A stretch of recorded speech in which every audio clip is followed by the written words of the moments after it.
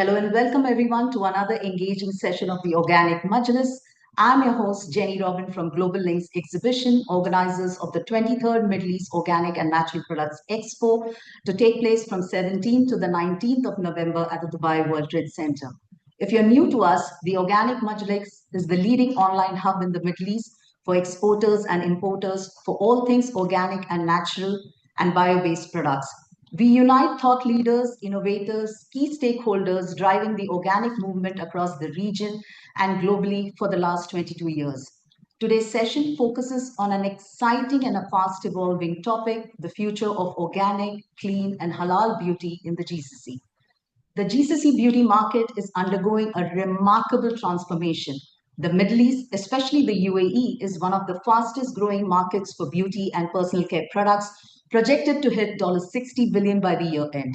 There's a growing demand for organic, halal, and eco friendly products, especially among younger consumers who prioritize ethical sourcing and environmental impact, opening massive opportunities for niche and sustainable brands.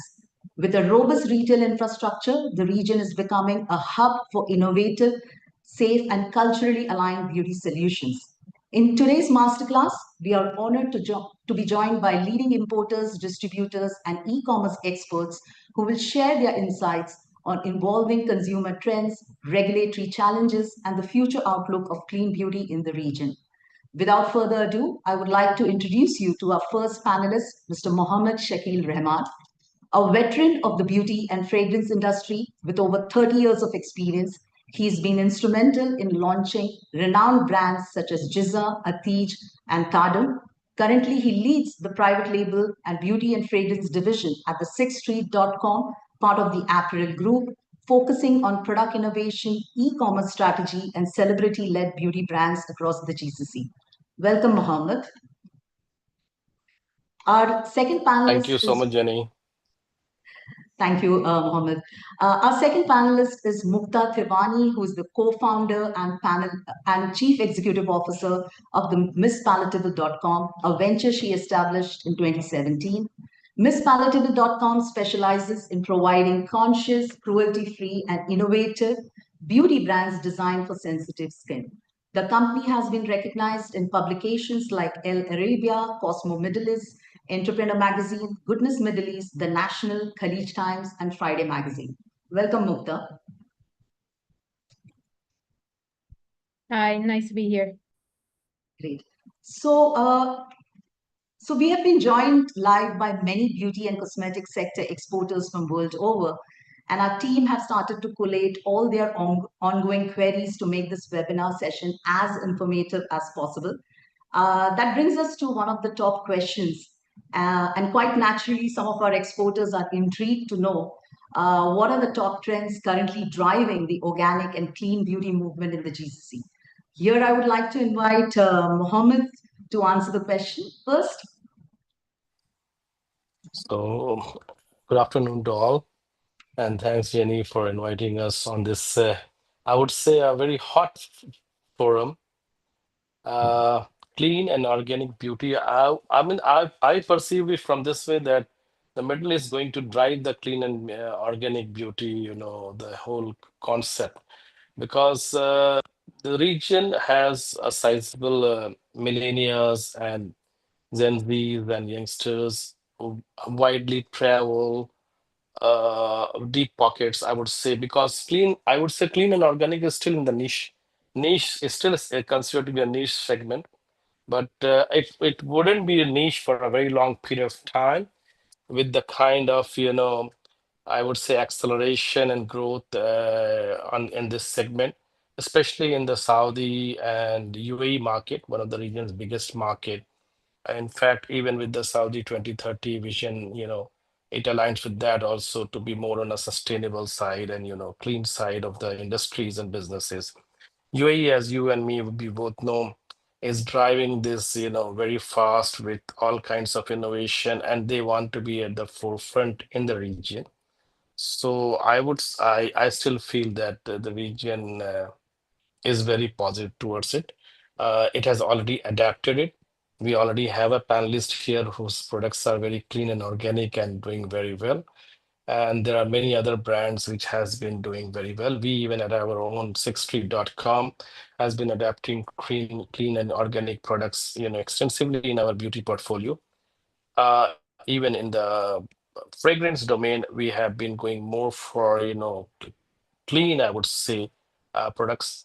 Organic still is a strict, I would say the region still follows since a long time with oud and rose and everything. They're all, organic. So, but clean is something which is new and the region is adapting it very well. Great, great. Thank you so much, Mohammed. Mukta, would you like to expand on that? Yeah, I definitely agree with what Shakeel said. Like it is true, we are at a bit of, we are in a very interesting forefront in the GCC. You have the UAE, which is really pushing the whole sustainability agenda with the UN goals and everything. At the same time, you're seeing a lot of consumer awareness that is growing. I mean, it's growing globally when it comes down to even simple things as ingredients. Customers are a lot more aware and are looking at ingredients. Okay, what ingredients are in these products, etc. The younger generation, the Gen Zs, they've got this whole clean girl trend that's blowing up right now on TikTok, on social media. Brands like Glossier, Rhode are pumping out this whole concept of minimalism as well, which all coincides with the idea of pulling in beauty in terms of skincare and makeup from a very minimalist format. And that also includes in terms of formulations. They're looking for things that are a lot more cleaner for their skin. And yeah, so we're definitely, I definitely feel like we're at the beginning of a growth spectrum. We're still in the very, very early nascent stages of growth within this niche. And it's just and I definitely think in the years to come, it's gonna become not so niche and really more mainstream. Absolutely. So both of you mentioned some key trends that indicate a dynamic shift in the GCC market. Here, I could say to the brands who are listening to us, if they are able to embrace these changes, I believe they will be able to well position themselves and thrive in the ever evolving GCC market. That brings to the next question. Mukta, you touched briefly on this in the last question. I'm coming to among skincare, hair care, cosmetics, or men's grooming products. Which segment or categories are seeing the fastest growth? So, Mukta, if you could take Yeah. that. So, I mean, skincare is still the biggest Of in course. all of these categories. Skincare is still at the top. It's still growing a lot. But what for me is becoming very, very interesting is the hair care is really, really picking up. People are now starting to look at the hair care. We've I think for many, they've grown up or used your traditional Head and Shoulders and your P&G brands. But now what's happening is with issues like skin, like hair fall or dandruff and scalp problems, people are now starting to look at it and be like, okay, we're taking care of our skin, but why aren't we taking that same level of care with our hair? Because at the end of the day, the scalp is also part of skin. And that's really where you're starting to see a lot of interesting innovation and a lot of new brands that have come up.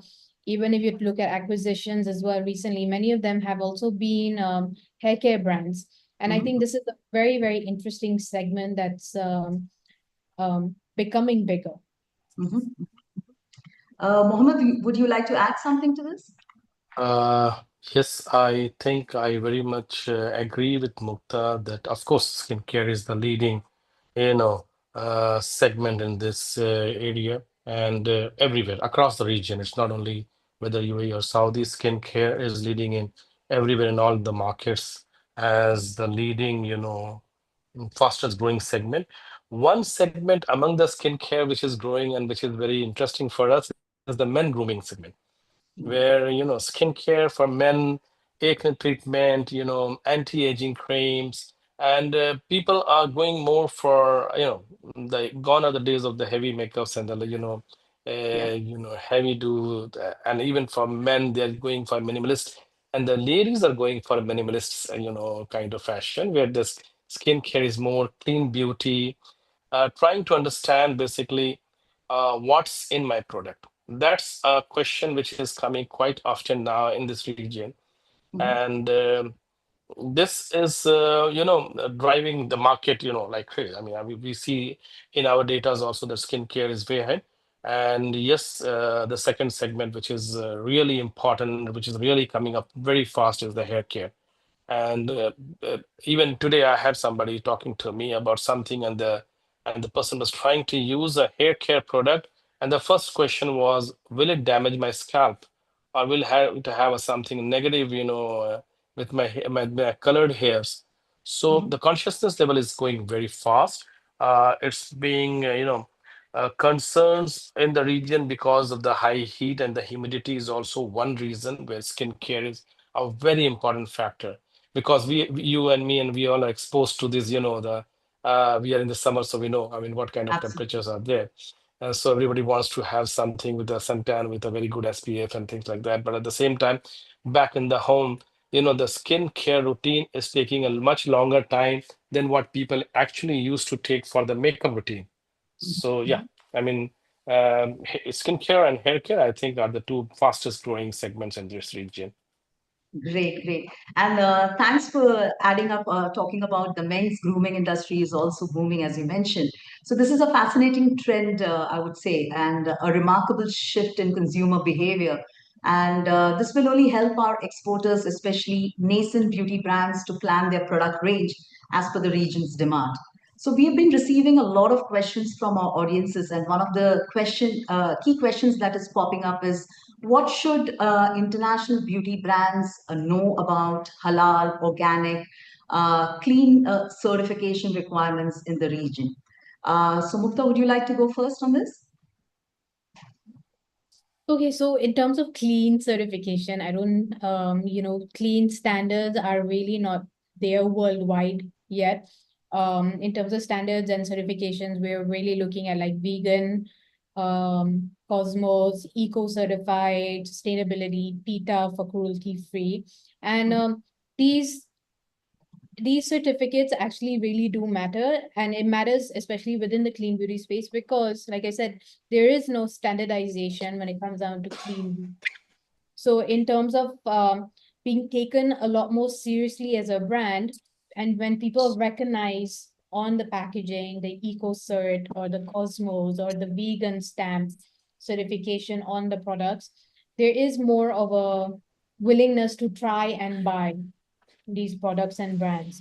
And it also helps, especially if you have these certifications within the registration process as well, because we do need to upload these certifications within that process. But for sure, definitely, if brands are certified or have the ability to certify, because I do understand it is very expensive to get that certification, it does really matter, especially in this region. Mohammed, would you like to add something to this?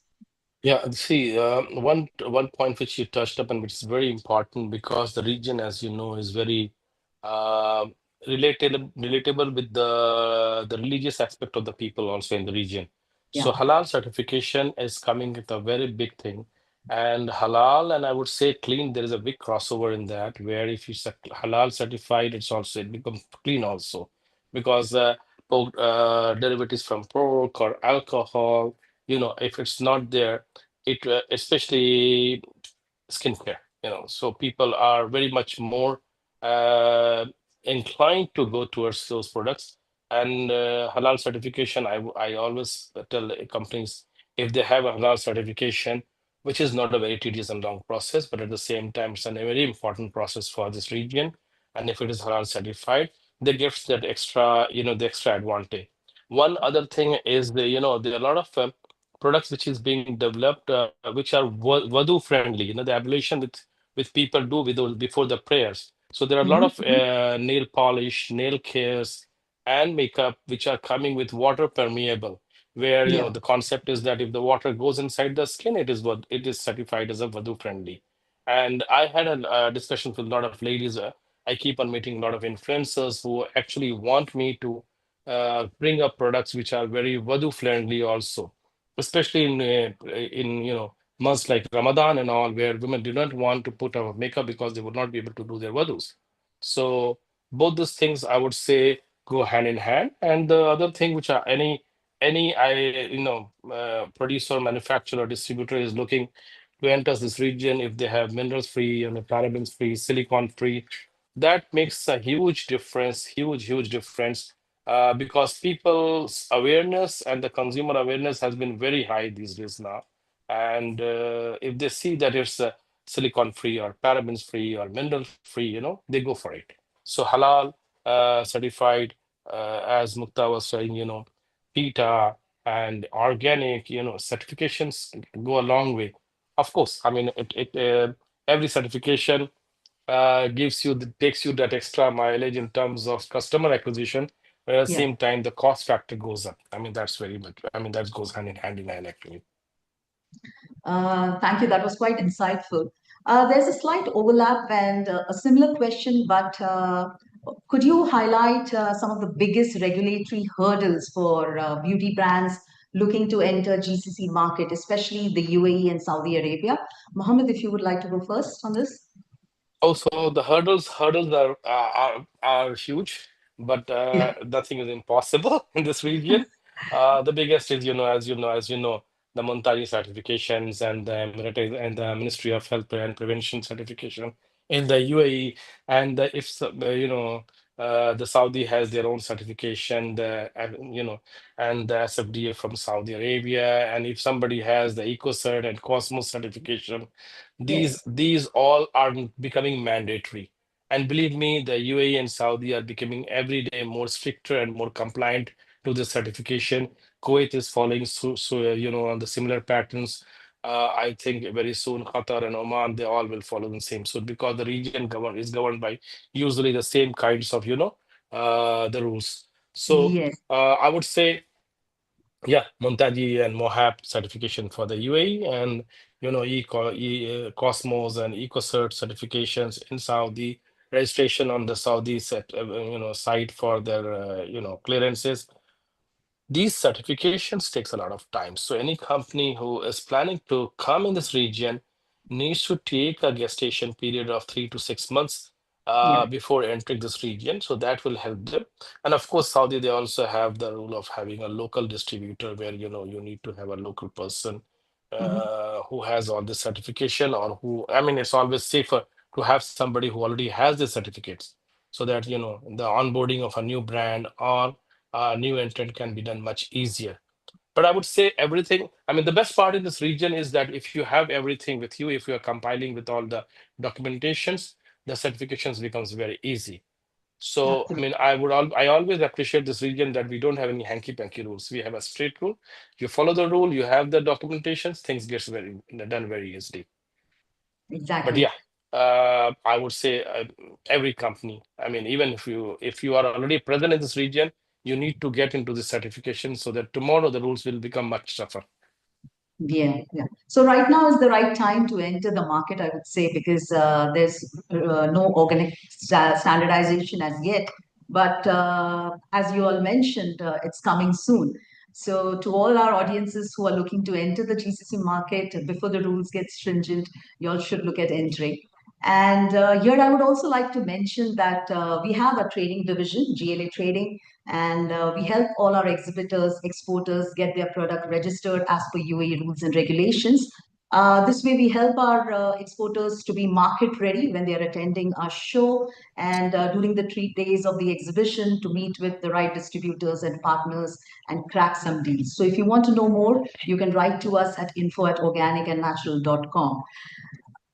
So that brings us basically from our conversations we have been having so far. One thing is clear, that consumers are increasingly seeking products that are free from harmful chemicals, artificial fragrances, preservatives, which is leading to a shift towards eco friendly packaging and ethical sourcing.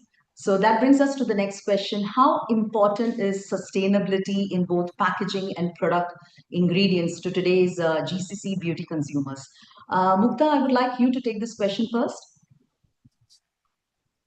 It's definitely a growing importance. I mean, like I mentioned earlier, the UAE as a country is pushing and promoting sustainability in all sides of their space. Like in every industry, the promotion of sustainability is very, very strong. And this is something that they're trying to implement in all parts of life. So that's that way. And at the same time, I find that, with customers, people living in the UAE are also living that new standard as well. So you are consciously seeing customers being a lot more conscious about their purchases. You are seeing recycling becoming important. So sustainability packaging is, so in that sense, sustainability packaging is of course important. Um, in terms of product ingredients as well, like I said, the certification start this is where certification starts mattering, because you can say that your ingredients are organic, your ingredients are vegan or whatever it is, but that proof that it actually is comes from the certification. So that trust value also becomes very important in that perspective. And even in terms of refills, for example, some of our brands now, we brought in refills as well. And we're starting to see that move as well. Even something simple as sun care, like sunscreen, one of the brands we stock, we are now selling their refills too. And instead of the actual bottles, people are now buying the refills. So it Mhm. is definitely becoming something that's very important in this region. So if brands are sustainable or looking at changing up their packaging or working on their packaging, definitely try and be as sustainable as possible. That's great. Mohammed, would you like to contribute to the same? I feel, yeah, I mean, clean and sustainable packaging actually goes hand in hand. Mhm. Refillable, biodegradable, minimalistic packagings, free from harmful ingredients on the packaging, because the customer itself is very aware now. And it's not only the government regulations and legalizations which is happening, it is more of a we as citizens and residents of this region, we the conscious level is going very high in terms of the packaging also. So you can, I mean, it had there is, there is a synergy between a clean product and a sustainable packaging. So that goes hand in hand. You cannot have a clean product and then you have a packaging which is, Yeah. not biodegradable or not glass or something which cannot be used again. So recyclable packaging, and as Mukta was mentioning, yes, refillable is a big thing now. People don't want, even for perfumes, I'm getting now queries that they want to have refillable bottles, because people Oh, say, okay, come on, why do we need to keep on getting more and more glass bottles, even though glass is recyclable. So the awareness level is going very high. And I see this when I travel, especially to Riyadh or to Jeddah in Saudi Arabia also. Dubai, mhm. of course, is very much, aware about sustainability, but even to Jeddah and Riyadh, they are very aware about this thing. And companies, of course, again, the same message goes that if companies are planning to do a cleaner organic product, there has to be an investment done in terms of sustainable packaging also. Great, great. Indeed, a remarkable shift in consumer behavior, and well in time where, globally we are trying to look at, keeping the environment as safe as possible for the future generations. So, platforms such as TikTok and Instagram have become powerful marketing tools where influencers promote various grooming, skincare, makeup products to millions of their followers. So my next question is, how do influencers and social media platform influence beauty trends and boost sales in the GCC? I would like Mohammed to go first on this. You have led many celebrity brand launches in the region. So what's your take on this, Mohammed? So, like, I have been now hooked to a celebrity and influencer endorsement since the Hmm. last, I would say, 8, 9 years, because Wow. what I have seen is now that the conventional marketing is past. The synergy, what I saw, why the influencer or influence celebrity or an influencer is very famous in this region is because they connect the dots. Hmm. Their contents are more which which people would like to understand and hear. They are not filled with too many technical jargons. they reach to the customers. They add Arabic contents, especially in a country like Saudi Arabia and even in UAE or Kuwait. The content which is in Arabic, and when they have the makeup tutorials, and if they are doing a lot of influencers are using AR or AR also. So these are the biggest tools, I would say. And we have numbers where we see that when we do a marketing through a conventional mode, and when we do it through an influencer marketing or a celebrity endorsement, and that's why you see a lot of celebrity brands here. I wouldn't like to name brands in the forum, but there are some brands which are very big celebrity Yes. brands. And I would say the main reason is because it has been endorsed by somebody who is like a girl next door. Yeah. So Yes. the fans relate to them. I mean, even if you see a lot of international brands, when they try to launch a product, they always do a soft launch through these influencers and celebrities to gauge up the market.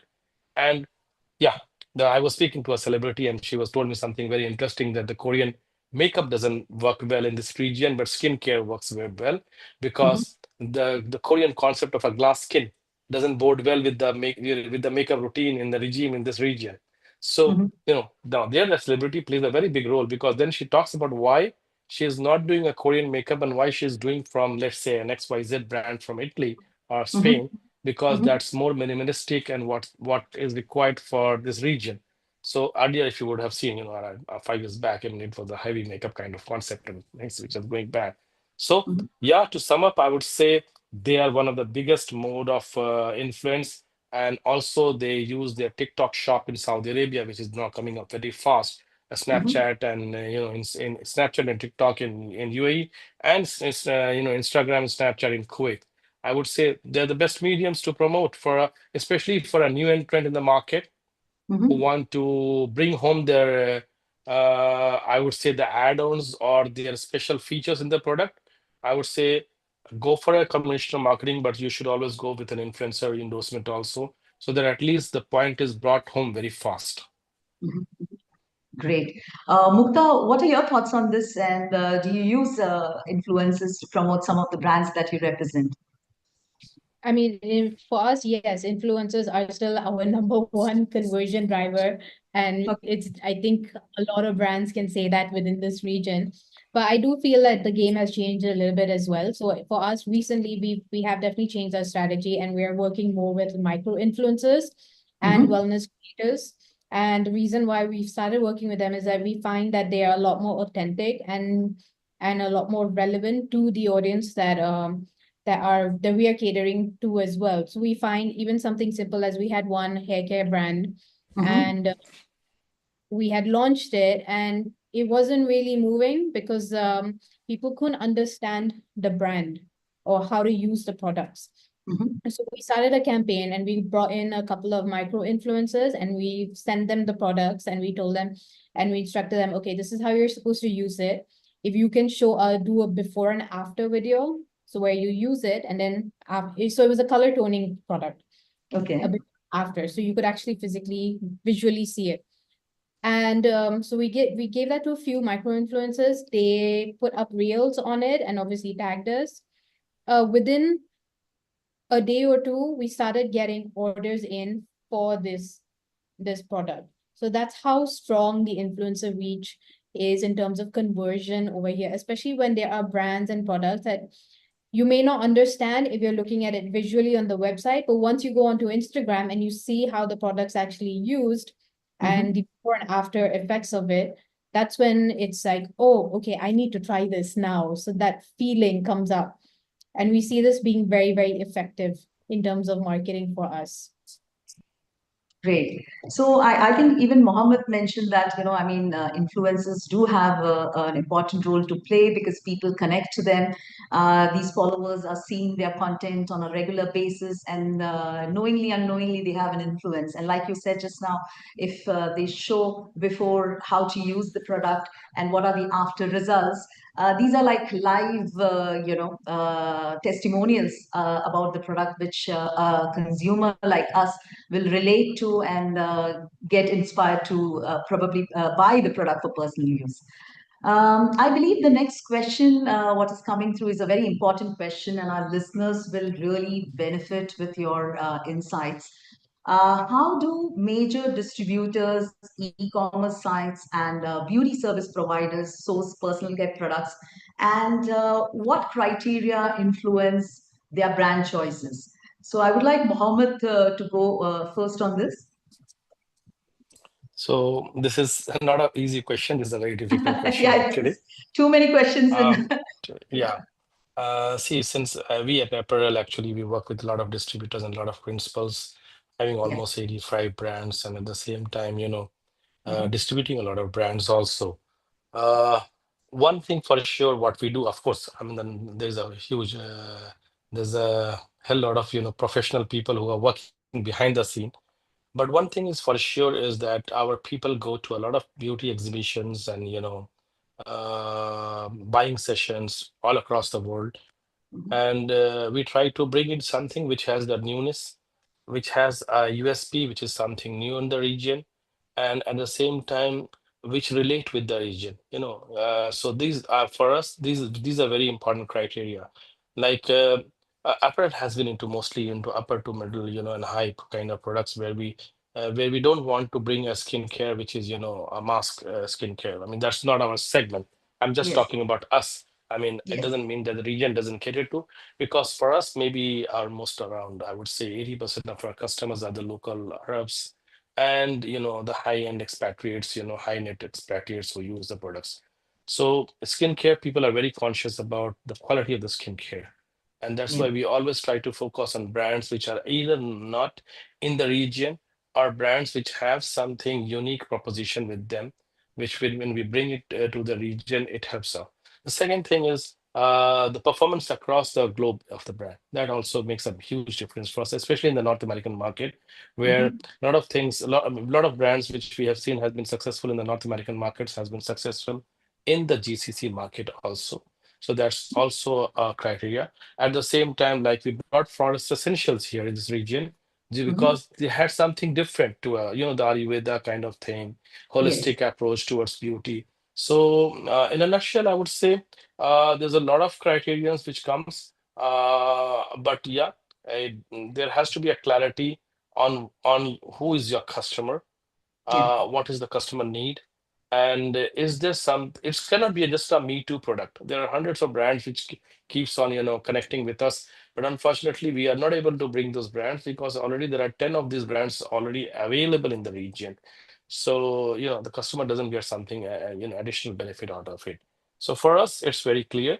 But I can only talk on behalf of our company. In Yeah. general, I would say exhibitions and buying sessions are the best places to see and check a brand. Of course, I mean that follows the factory visits and things like that, the brand history of the brand and everything.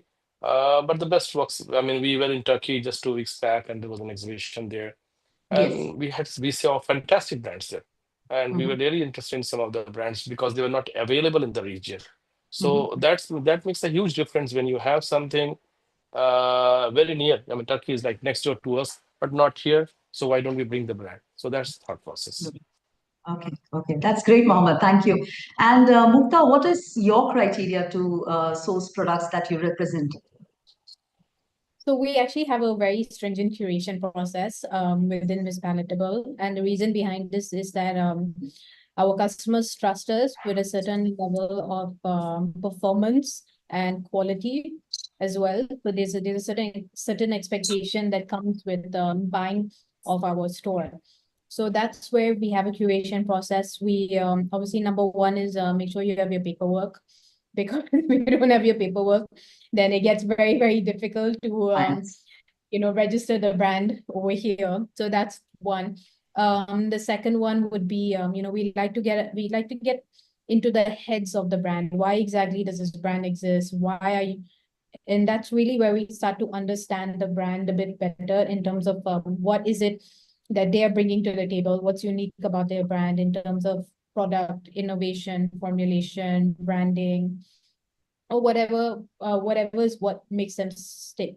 And of course, we look at the products themselves. We actually have a 30-day policy where we will try the products in house for 30 days. And it's not just me, it's my whole team. My whole team will try and test out all of the products, and we sit down and we discuss what we thought about the products, because we do understand that every person has different skin tones, skin types. So for something that may not work for me, it could also work for someone else. And it Yes. could just be a matter of skin type. And that's where performance comes into play, and that's how we're able to gauge performance. Because if everyone tries the products, and everyone votes that not really our cup of tea, then we're not going to onboard you. Okay. So we are actually very, very strict in that sense. And we also try and not bring in too many brands and products that are very similar, because we're very conscious of avoiding some form of cannibalism between brands Yeah. in that sense. And so that way we're very, very curated. And yeah, and of course, because we are clean and we're niche, you have to be a brand that is clean or conscious in that sense. I mean, if you're not clean or conscious, then we will not onboard you for sure. Great, great. Thank you so much. So, just so that our exporters are a little bit aware of basic documentation, because the systems, rules, and regulations here in UAE is pretty seamless. You need to have detailed documents, which includes product formulation, safety data information, evidence efficacy. The product labels, of course, this is an Arabic-speaking region, so it has to be, the product labels have to be bilingual, featuring both Arabic and English. Essential information such as your product name, ingredient list, usage instructions, warnings, and expiration dates must be clearly displayed. And Mohammed very nicely mentioned in one of the questions earlier that halal certification, if a company, if an exporter can have from their home country, it would always provide a competitive advantage in UAE and GCC market, as many consumers in this part of the world prefer that.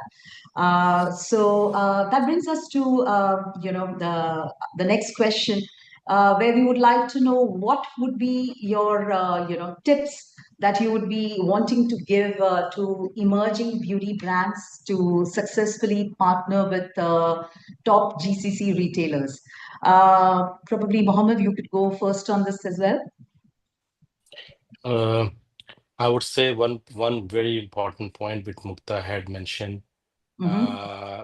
uh, is, I think, paramount for emerging brands, independent brands, indie brands to come into the region, is get your paperwork straight. So they Absolutely. need to have, that's, because we face this challenge a lot of time, and the brand is very good, but end of the day, they don't have the GMP certificates or the free sale certificates, or the True. MSDS allergen reports are not in proper form. Then for fragrances, they are not IFRA compliant. So get your paperwork done, the right way. That's because if you are approaching prestigious and renowned retailers in the region, that's the first thing. Second thing, as I told you, clean and organic is going to stay in this region. It is going to go big. So Mm. why don't you go for that? I mean, rather than coming with the conventional mode of, especially in beauty and cosmetics, come Yes. with clean and organic, where a lot of big retailers are trying to get on board new brands.